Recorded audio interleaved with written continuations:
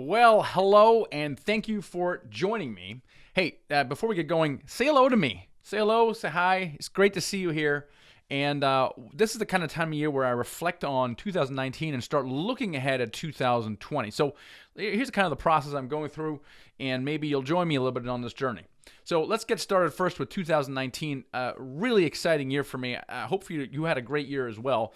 This is the time where we kind of reflect on things that went well and things that didn't go so well. So here are things that went really well for us.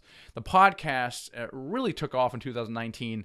We're consistently now in the top 100 investing podcasts on iTunes. We have exceeded 10,000 downloads per episode. That's the number of episodes in the first 30 days, and have surpassed 1.5 million downloads since starting it in 2014. And what I really love is I get to talk to cool people. For example, I had a chance to interview Robert Kiyosaki in person. That was cool. We had Robert Helms, the real estate guys. Cool. Grant Cardone. Awesome. Right? Hal Elrod, the author of The Miracle Morning. Unbelievable. He spoke at Deal Maker Live. So that was really awesome.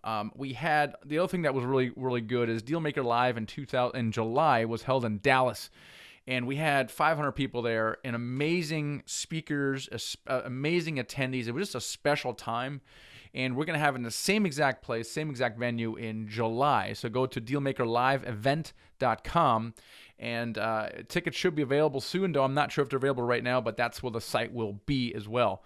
The book sold really well. We released it in late 2018, and so we've sold just over about 7,000 copies of that since then. It's called Financial Freedom with Real Estate Investing.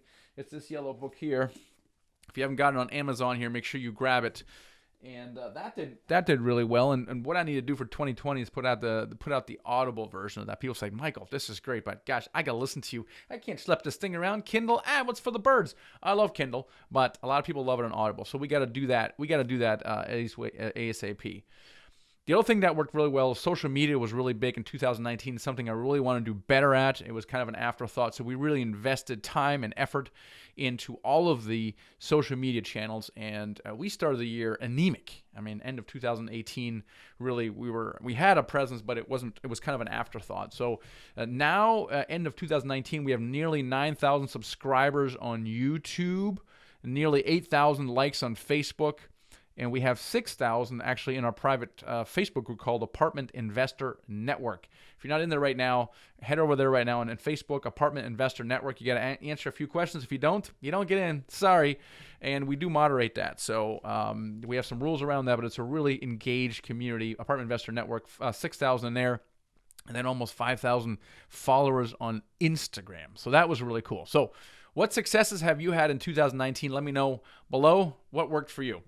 Some things that didn't work for me is really probably maybe on the hiring front. It's always tough to find high quality people, and I had to let some people go. I turned some people over, and I don't love conflict. I'm like a people pleaser, right? So it's not I don't love confrontation. However, I do now know that if I'm not direct with people and I don't speak directly with them, it doesn't serve them and it doesn't serve me as well. So struggled a little bit with finding high quality people, and this is why my theme really for 2020 is excellence. Yes, we're doing a few new things, not really that much though, because I really want to focus on excellence. That's kind of my theme for 2020 is excellence. Excellence in the kind of people we have, the kind of processes we have, how we get the word out to people. And really, it's a necessary first step to increasing the impact, to get the message out to more people that, heck, you can actually become financially free with real estate. Maybe not in the way that people think, which is single-family house investing, okay? So I really want to get the message out to more people, and not only in the active investing side, but also on the passive investing side. I mean, my gosh, more people need to know about investing passively in syndications versus the stock market. So I really want to get better at that. And so this is kind of the time of year where I start to set goals for the year. So when the year starts, you know exactly what we want to do. And so I'm wondering if you let me know when you start setting goals. Is that right now? Is it when do you set goals and how do you do it? Let me tell you how I do it. So I typically in the last 2 weeks over Christmas, I try to dial back my regular working hours and my phone calls. And in fact, the last week I take off. and I barely spend time on goal setting as well. And in fact, doing that, and then we're doing a team meeting in the middle of July, followed by going to the goal setting retreat with the real estate guys. I mentioned this before, but my wife and I go for 2 full days, and this is Lake Las Vegas. It'll be June. It'll be January 16, 17, something like that, 17, 18, something like that. You can find out more about that by going to themichaelblank.com/CYF. It's CYF for Create Your Future. And it's the second time my wife and I are going to that, so hopefully you can join me for that. And it's a powerful, powerful 2 days. It's over the weekend in lovely Lake Las Vegas, which is just outside Las Vegas, and it's this beautiful resort and this lake. And it really allows you to not just set professional financial goals, but really personal goals, which is one of the reasons that my wife and I go together. So last week in December, really professional goals, team meeting, and then the Create Your Future goal setting is kind of what we're doing. So that's kind of the thing. And the podcast about goal setting specifically is going to be December, I think, 30th, that Monday. So make sure you join me on the podcast for that.